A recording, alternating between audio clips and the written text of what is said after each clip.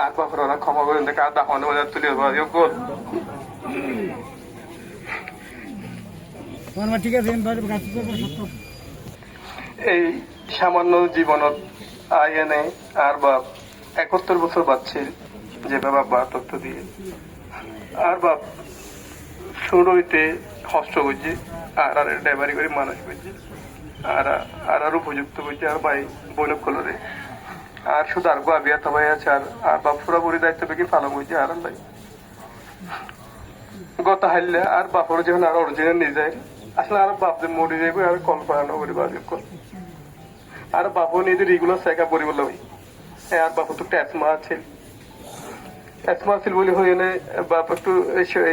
হয়দিন ধরে হানা একটু হমহার বলে হয়ে নেই চেক আপ করতে নি বা পুরাই মানে একদম সুস্থ মানুষ আর আল্লাহ হতা হর আর তিন ভাই সামনে বই দেখি বাপ হতা হর হর হর রাতিকা তাহাত তাত করে বেলা বাবা আব্বা হতে আর আবার সারানো হতো বাজে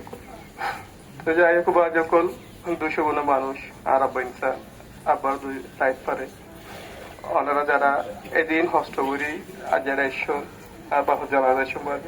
হাজার করি কিটা করে জানাবো জানারে ওনারা বিয়ে গুণের গুরুত্বপূর্ণ হাসপাতালে এসো আর বাপু জানাজাদের ওনারা বিয়ে গুণে আর বাপরে যদি আর বাপ হনপখার ওনার প্রতি হনুমানসর লই হতা বাত্রাই ওড়া বসায় যদি বাজক্ষণ ওনারা বিন্দু মাত্র হস্ত পাই থাকুন আর বাপর ওরা ক্ষমা করে দেখে আর দাহন বাজার তুলে বাজক্ষণ বাজক্ষণ ও বাবক্ষণ আর বাপরা আর ভাই কলে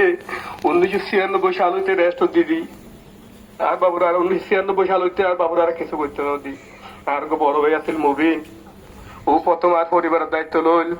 96 সালের মাঝে 1999 সালের মাঝে অ্যাক্সিডেন্টে আর বড় ভাই মারা যায় এরপর আর মেজো ভাই পরিবার দায়িত্ব লইয়ে ও সৌদিয়া গিয়ে সৌদিয়া তো আর আল্লাহ ক্লান্ত পরিশ্রম করবো আদি কিন্তু আর বাপরে কিছু করতে না দি 2007 সালের মাঝে নাই যুক্ত হইলাম পরিবার ওরিয়া এরপর আর ভাই কল বেগুন বাদি কল তো আর বাবুত্তন এই দীর্ঘ 29 বছর রেস্ট জীবন আছে ওগুলো তেমন একটা হরিয়া লেনদেন তো এবার হতা নয় আর আর বারে বারে প্রচার করছি আব্বা তো অত লেনদেন আছে কিনা হরিয়া কিছু পার কিনা কিন্তু আর বাবু হইয়া তো কিছু অনেকে কিছু নকর এরপরও মানুষ ভুলে যেতে পারে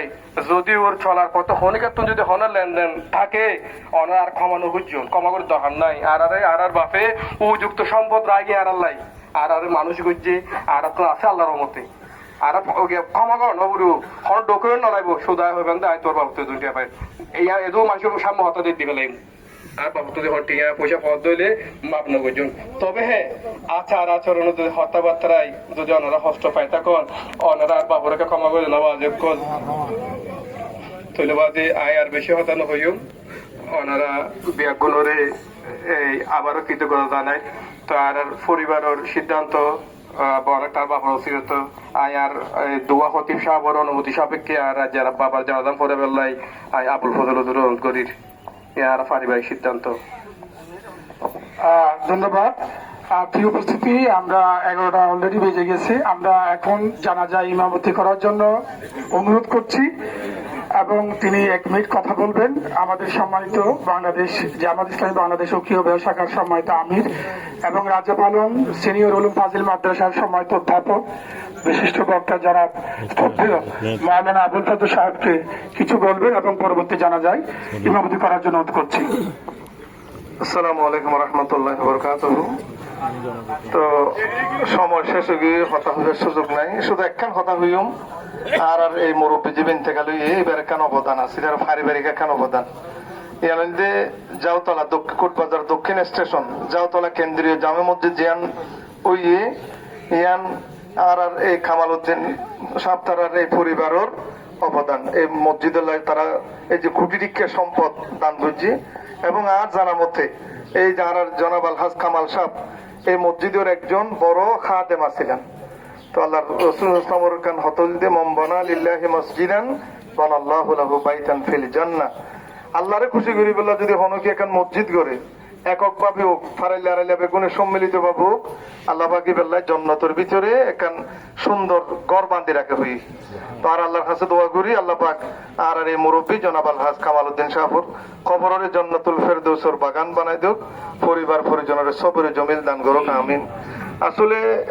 স্থানীয় মসজিদের খতিব শাহ হুজুর হাফেজ অলিউল্লাহ শাহ হুজুর আবার আর খুন্দকার পাড়া জামা মসজিদের খতিব শাহ হুজুর আছে সিরাজ হুজুর, এ ধরনের যোগ্য আলেম তাকে যায়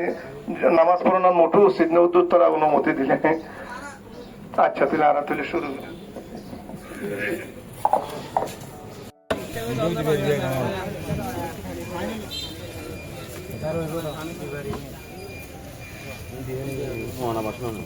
ঠিক আছে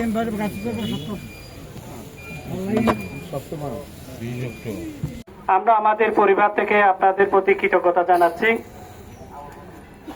সম্মানিত উপস্থিতি, আপনারা সবাই জেনেছেন মরহুম কামাল উদ্দিন ড্রাইভারের অনেক গুণাগুণ আপনারা শুনেছেন। আমি ওই বিষয়ে কিছু বলবো না, আমি বলবো শুধু যদি ওনার জীবন দশায় যদি আপনাদের সাথে যদি আলাপ আলোচনায় যদি কোনো ধরনের দুষ্ত্রুটি করে থাকেন, আল্লাহর ওয়াস্তে আমি আজকের এই জানাজায় আপনাদের কাছ থেকে পরিবারের পক্ষ থেকে ক্ষমা চেয়ে নিচ্ছি। আপনারা কি সবাই ক্ষমা করে দিয়েছেন? এবং এই পরিবারে ওনার 4-5 সন্তান ছিল, এক সন্তান মারা গেছে।